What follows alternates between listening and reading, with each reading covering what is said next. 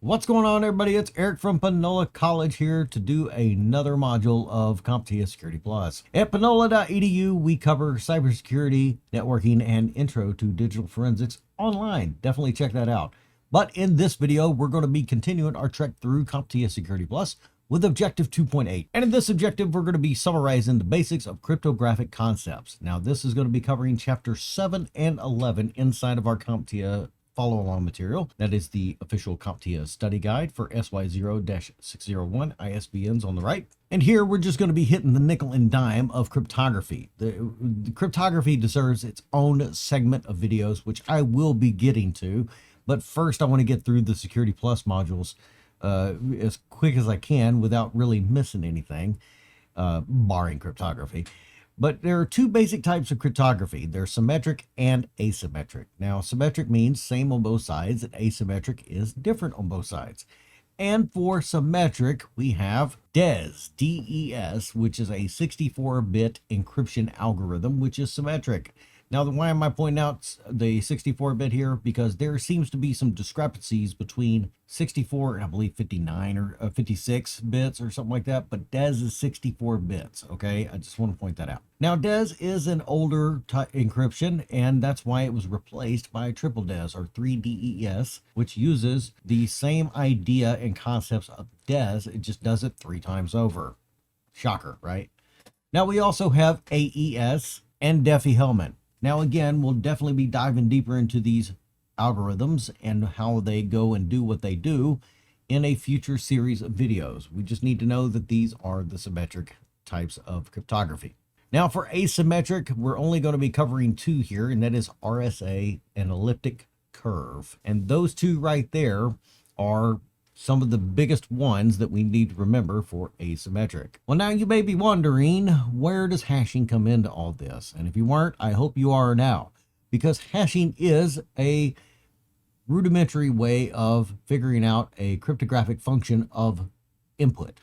And so what we do is we use hashing for integrity. We've been over this before, where hashing takes care of the file integrity portion of our CIA triad, where we take a piece of data, we input it into the hashing algorithm that we select, and it spits out a code that says this is what the cryptographic function of what's inside of that file. Now, it's hashing, so it's just saying that this is the verification of what's inside that file.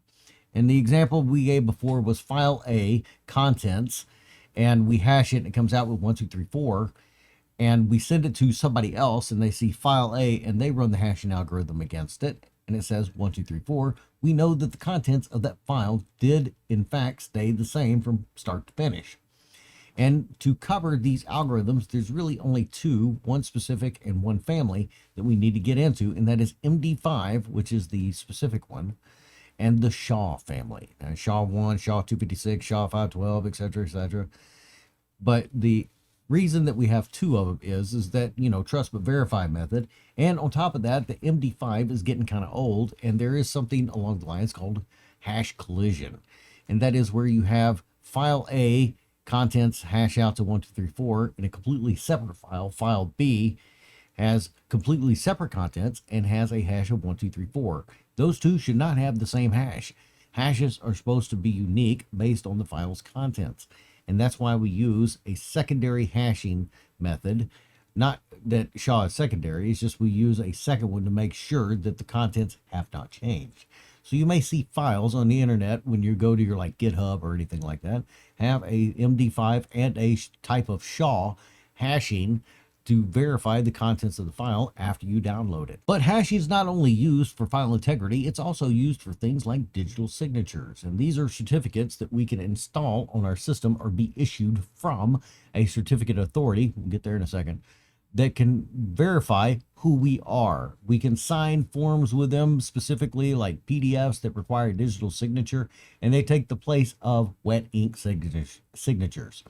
So this digital signature has a hash algorithm assigned to it that says this signature is in fact the signature that it's supposed to be.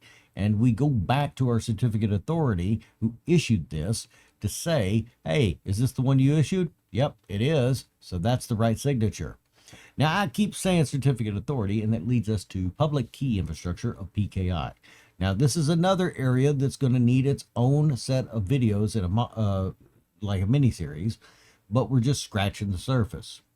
Now, the public key infrastructure is a infrastructure where we issue certificates for encryption and hashing from a central point. And it's usually the certificate authority that does all that key issuing. And the way that we request those certificates is through the certificate signing request, or CSR. And that's done using an X509 format. More on that later when we get into that PKI area. Now, we also have different things inside of our PKI infrastructure called the CRL, or the Certificate Revocation List. And that's basically going back to the certificate authority and saying, is this certificate still valid? And if the certificate authority says no, then it's assigned inside of the CRL. Now, there are definitely different ways to be able to verify this. One of them is the Online Certificate Status Protocol, or the OSCP. And that is the online method of validating those certificates over to the CA, or an intermediate. So we have our certificate authorities, and the root of that certificate authority, the certificate of all certificates that issues other certificates, has to be trusted by our systems in order to be able to allow the child certificates to be trusted as well. And that's something we'll get into in that separate module. But just like everything else, cryptology has its attacks that you can do as well. And we're only going to be covering a couple of these, some of the big ones, so we can kind of keep it straight to the point.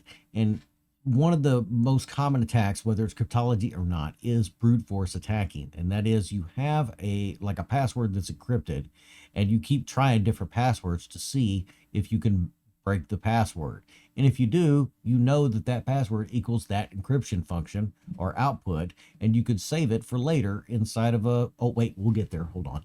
Now, there's also frequency analysis, and this is how the Allies broke the Enigma code in World War II. If you're very curious, go do a quick Google search for the Enigma machine, and you'll see what I'm talking about.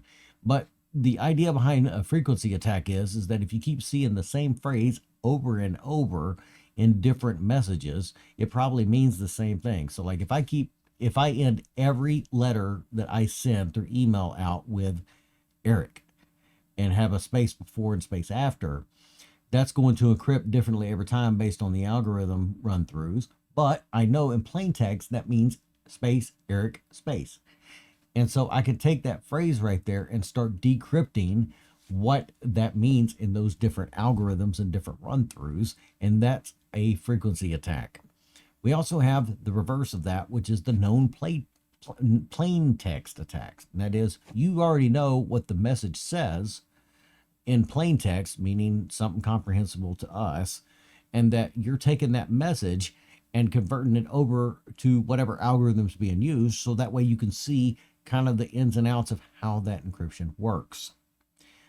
Then we have our downgrade attack. Now, this is more for the web browsers and internet traffic. And so the idea behind this is that a web server may try to establish communications over TLS 1.1. Great. That's secure. Everybody's on the same page except for you, because you're trying to attack it. And then what you do is say, I can't communicate on TLS 1.1. Can we try communicating on TLS 1.0? Because you know of a known vulnerability inside of TLS 1.0. So you're trying to force the web server to downgrade a step in order for you to communicate on that TLS 1.0 channel. And then because of that known vulnerability, you're able to bypass a lot of the security protocols and access whatever data you're not supposed to be accessing. Now, a while ago, I did mention rainbow tables, and this is something that can be very expansive as far as size requirements go.